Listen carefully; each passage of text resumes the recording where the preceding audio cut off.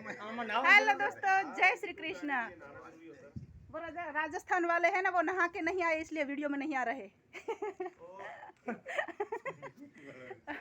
अरे जो અમારા પ્યારા માનીતા અરવિંદભાઈ વઘાસિયા સ્પેશિયલી આપણે એને મળવા આવ્યા છે, અને સુધીરભાઈ, અને આ છે અમારા જ્યોતિબેન.